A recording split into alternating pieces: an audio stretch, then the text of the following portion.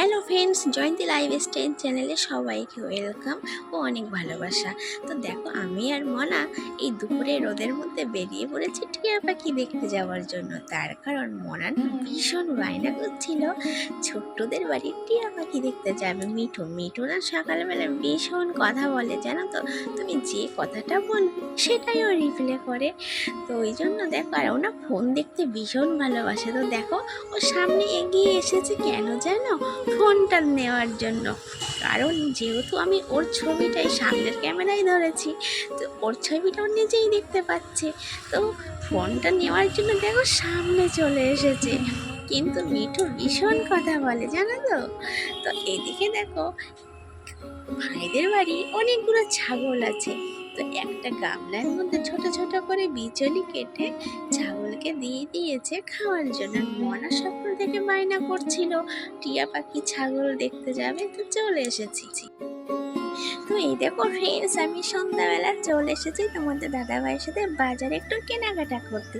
তো প্রথমেই দাদাদের দোকানের থেকে আমি কিছু মশলাপাতি কিনবো। তো তোমাদের দাদাভাই হাটের মধ্যে থেকে দাদাদের দোকান থেকে কেনাকাটি করে। এখান থেকে কেনার পরে চলে এসেছি ভাইয়ের দোকানে কিছু মিষ্টি নেওয়ার জন্য। আর একটা কথা কি জানো, আজ আমি বাজারে কেন এসেছি, কিসের জন্য এসেছি সেটা তোমাদেরকে বলা হয়নি। ভিডিওটা একটু স্কিপ না করে পুরোটা দেখো, তাহলে তোমরা বুঝতে পারবে আজ আমি কেন এসেছি। আর জানো তো, আমি ফার্স্ট টাইম তোমাদের মিক্সিং ব্লগ দিচ্ছি, তার কারণ এর আগে কিন্তু আমি এরকম দিইনি। তো দেখো, ফাইনালি তোমরা বুঝতেই পারছো আমি কিসের জন্য চলে এসেছি। সুমনের দোকানে চলে এসেছি কেক নিতে। তার কারণ আগামীকাল হচ্ছে মনার জন্মদিন। তো ঘরোয়া মতো একটু জন্মদিনটা সেলিব্রেশন হবে, কাউকে বলবো না, শুধু বাড়িতেই। তো ফাইনালি আমি এই কেকটা নিয়েছি, ঠিক আছে। এই যে এই কেকটা, ওটা না, এটা নিয়েছি ফাইনালি আমি মনার জন্য। আর নেব মনার জন্য কিছু ক্যাডবেরি। মনা বলে দিয়েছে আমার কিছু ক্যাডবেরি নিয়ে আসবে, ঠিক আছে। তো চলো বন্ধুরা, তো মোটামুটি হচ্ছে কেক তো নেওয়া কমপ্লিট হয়ে গেছে, ক্যাডবেরিও নিয়ে নিয়েছি। আর একটা কথা, মনা এগুলো দেখে তো বাড়ি গেলে ভীষণ খুশি হবে, ভীষণ খুশি হবে। সব কিছু নিয়ে নিয়েছি মনার পছন্দ মতন। এখন বাড়িতে চলে এসেছি। আর একটা কথা বন্ধুরা, যেটা তোমাদেরকে আমি প্রত্যেকটি ভিডিওতে বলে থাকি, আমার ভিডিওটি যারা বেশ খানিকটা দেখে ফেলেছ, যারা আমার নতুন বন্ধু তারাও চ্যানেলটিকে সাবস্ক্রাইব করে দিও। আর যারা আমার পুরনো বন্ধু তারা তো অলরেডি করে রেখেছো, তো তাদের জন্য আমার অসংখ্য ধন্যবাদ ও বুক ভরা ভালোবাসা। তো দেখো, বাজার থেকে আমি যা যা এনেছিলাম সেগুলো আমি সব কিছু ওটার মধ্যে কিনে রাখছি, ঠিক আছে। মনা নিমকি খেতে ভীষণ ভালোবাসে। তো আমার বাজারে গেলে মনার জন্য নিমকি, গজা এগুলো তো আনতেই হয়, তার কারণ ও ভীষণ ভালোবাসে। ও সারাদিন ধরে টুকটুক টুকটুক করে নিমকি, গজা এগুলো খেতেই থাকে, ঠিক আছে। আরও মশলাপাতি যা যা আমি এনেছিলাম সেগুলো আমি ওটার মধ্যে ভরে রাখবো।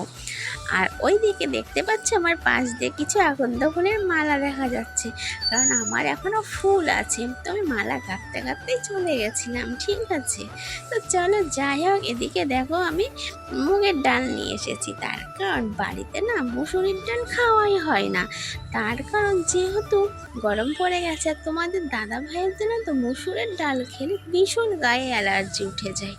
তো চলো এদিকে কেকটা ফ্রিজে রেখে দিই আমি।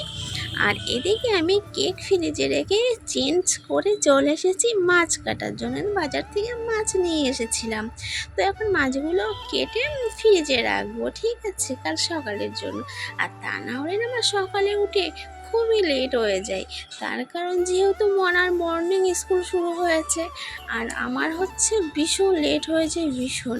তো ভাবলাম যে মাছটা যদি আমি কেটে রাখি তাহলে আমার কাজটা এগিয়ে যাবে। ওদিকে আমি কথা বলছি, তার কারণ হচ্ছে ওদিকে স্বপ্নাদি আমাকে জিজ্ঞেস করছে কী মাছ নিয়ে এসেছে, কত করে নিয়েছে, ঠিক আছে।